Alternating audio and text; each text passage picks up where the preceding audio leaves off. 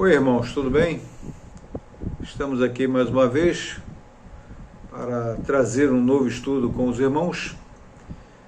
Todavia, esse vídeo que eu estou trazendo hoje, esse estudo que eu estou trazendo hoje para os irmãos, vou falar um pouco sobre Jesus aqui, é para dar as bases e os fundamentos para que nós possamos entender os vídeos que vão vir depois. Eu vou trazer depois para os irmãos os vídeos que vão trazer muita informação importante, muita coisa nova, muita surpresa para os irmãos. Mas para que os irmãos possam estar preparados para aqueles vídeos, eu fiz esse vídeo aqui somente para explicar um pouco sobre a vida de Jesus, para que os irmãos tenham isso em mente, esses parâmetros em mente, para aquilo que nós vamos estudar a partir dos vídeos seguintes, depois desse vídeo que vamos estudar aqui agora. Então vamos a esse vídeo aqui e já fica a dica aí. Depois dele, os irmãos assistam outro, porque eu tenho certeza que os irmãos vão ter grande surpresa nos vídeos que estão por vir aí. Ok? Vamos adiante.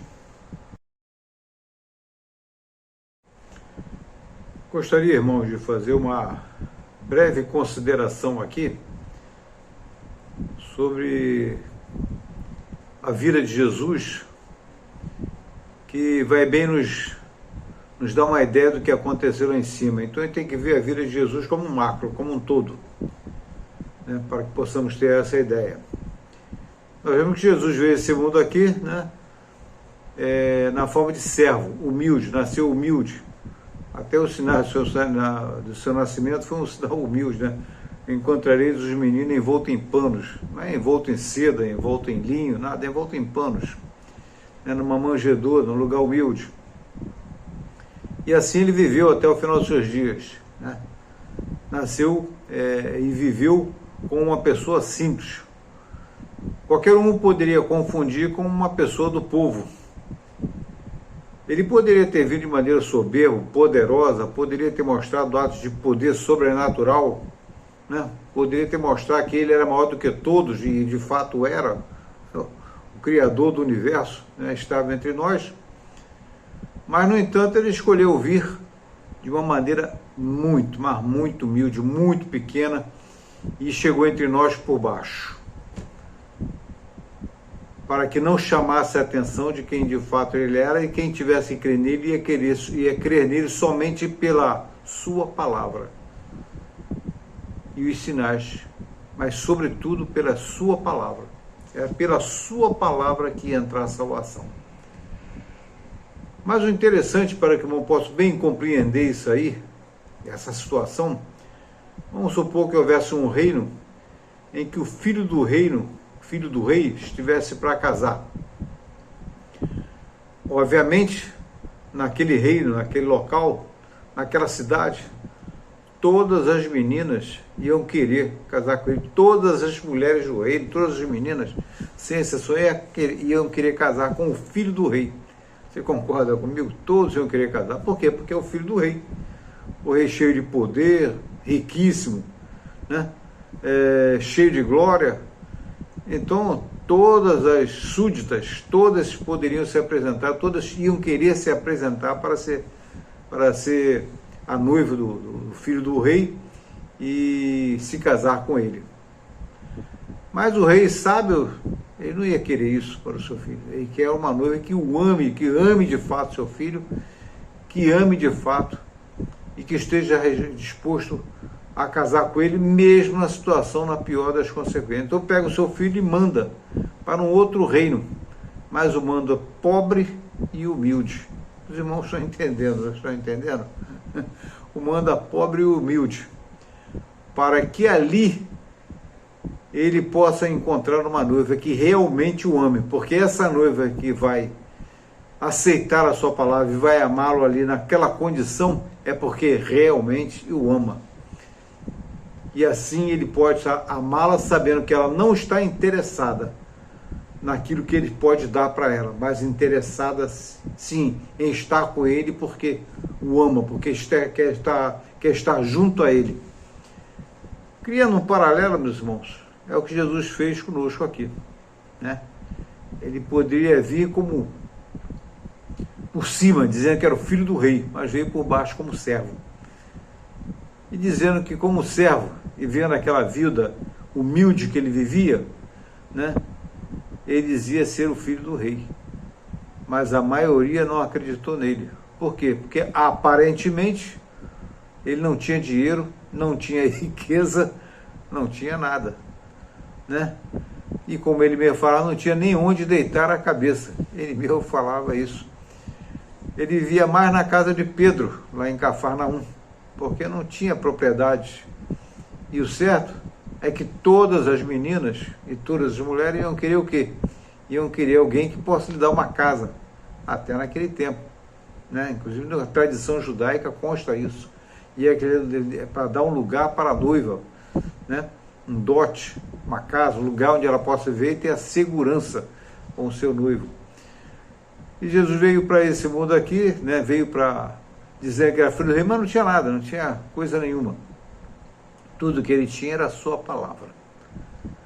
Se nós verificarmos bem o macro desse mundo aqui, né, na vida de Jesus, vamos perceber que ele de fato era difícil acreditar nele, olhando para ele simplesmente como uma pessoa humana.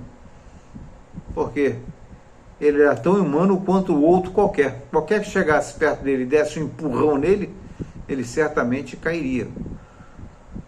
Porque as limitações que ele tinha fisicamente eram as mesmas limitações que os outros tinham. Mas o interessante disso aí é que Jesus, uma vez teve um encontro lá, como está relatado lá em Lucas, capítulo 7, verso de 1 a 9, teve um encontro com um centurião. Aí eu imagino com aquele centurião que tinha um servo dele estava doente, estava meio moribundo, e aquele centurião, porque muito amava aquele servo e muito amava a nação de Israel, ele foi até Jesus para suplicar a Jesus pela cura do seu servo. Mas se eu estivesse ali, diante daquele quadro, diante daquela cena, eu iria ver certamente um centurião, né, vestido como tal, né, com aquela presença respeitosa de um soldado, fisicamente, né, aparentemente, mais bem colocado anatomicamente ou fisicamente do que Jesus. Então, nós vemos Jesus ali em vestes comuns, iam ver Jesus com um porte comum, com um físico comum, diante de um centurião romano, num traje romano, com um porte, né, que metia respeito. Mas, mais do que isso ainda, um centurião romano tinha 100 soldados às suas ordens, ou seja, tinha muito mais poder do que Jesus, se nós olhássemos pelo lado humano. Tinha esse soldado muito mais poder do que Jesus, se nós estivéssemos ali olhando para ele e visto que ele tinha muito mais condições, não somente sociais, mas economicamente, do que Jesus, para ser mais bem recebido pela sociedade então. Mas, no entanto, aquele centurião romano, pela fé, porque creu, né, ele foi até Jesus, humildemente pedir a Jesus, né, a cura do seu servo. Não era nem para ele mesmo, era para o seu servo. Mas ali estava o rei, mas o rei estava como servo, humilde e não aparentava nada. E ali estava o centurião, né, que tinha o porte, a indumentária, né, e tinha o poder, né? E nós, diante desse quadro, nós podemos imaginar em quem confiar, em quem crer mais, em quem confiar mais. A maioria preferiu o centurião, que tinha mais poder. Mas, no entanto, ele mesmo preferiu a Jesus. E não para por aí. Se nós vemos Jesus diante de Pilatos, quando Pilatos chegou diante dele, Pilatos era uma autoridade romana que governava, né, na Judéia naquele tempo. Ele, falando para Jesus, disse: que ele poderia tirar Jesus daquela situação, que ele poderia livrar Jesus daquela situação. E o que foi que Jesus disse para ele? Porque aparentemente Pilatos achava que ele estava sobre Jesus, que eles tinham uma posição social maior do que a de Jesus, que ele tinha muito mais do poder do que Jesus. Para Pilatos, Jesus estava necessitado de uma ajuda. E o que foi que Jesus respondeu para ele? Respondeu: nenhum poder terias se do alto não te fosse dado. Todo poder estava na mão de Jesus. Certamente Jesus podia acabar com aquilo tudo num estalo de dedo, né? Dava um sopro e acabava com tudo. No entanto, por amor de nós, ele não fez isso. Veio como servo continuou e como servo sofreu até a morte para nos dar salvação. Essa situação é uma situação importante para nós analisarmos. Porque quando nós analisamos esse macro de Jesus, essa situação, né, em que ele veio no mundo, né, a condição com que ele viveu nesse mundo aqui, né, sem bens, sem dinheiro, sem riqueza, sem vestimentas bonitas, de luxo, sem aquilo que normalmente a sociedade, então, até os mais humildes buscavam, né, que lhe davam alguma garantia ou alguma segurança, ele não tinha. Nada disso tinha. Jesus disse: certamente, aqueles que queriam alguma coisa, ou sonhavam com alguma coisa, né, nesse mundo não iam buscar Jesus. Porque Jesus só falava de bens espirituais, de salvação. E falava que era o rei, mas não tinha aparência de rei, nem se vestia como tal, nem tinha nenhum patrimônio que o identificasse como tal. Então, qualquer pessoa que chegasse perto dele poderia realmente prescindir dele, derrubá-lo, poderia atentar contra ele, né, como fizeram e chegaram a matar. Então, meu irmão, vamos levar isso aí para o eterno, lá para o céu. Não seria isso um espelho? Não teria sido assim que aconteceu lá e veio acontecer de novo aqui? Então nós temos aquela pergunta interessante que nós fizemos lá atrás no vídeo, né, a origem do mal, da queda à expulsão. Em um momento nós fizemos aquela pergunta: o que levou Satanás a pensar que poderia suplantar a Deus e tomar o trono de Deus sobre o universo? É justamente aí está a resposta. É porque Deus nunca se apresenta por cima, sempre por baixo. E é por isso, inclusive, que Satanás conseguiu subverter aquela terça parte dos anjos. Conta-se aos bilhões. Por quê? Porque aparentemente aqueles anjos, quando viam as promessas, né, do inimigo de Satanás, de Lúcifer na época, quando viam as promessas de que iam reinar com ele sobre o universo, que iam tomar o poder, e olhavam para Lúcifer, aquele ser esplendoroso criado por Deus, cheio de majestade, de glória, conferida por Deus a ele, cheio de sabedoria, e olhavam para aquele que se apresentava como Deus, como Jesus se apresentava aqui no nosso meio. Quando olhavam para aquele Deus que se apresentava como Deus, era mais fácil crer em Lúcifer. E é o que acontece aqui.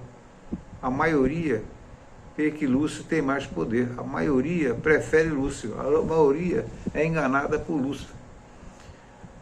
Porque o Deus, Jesus Cristo, é rejeitado.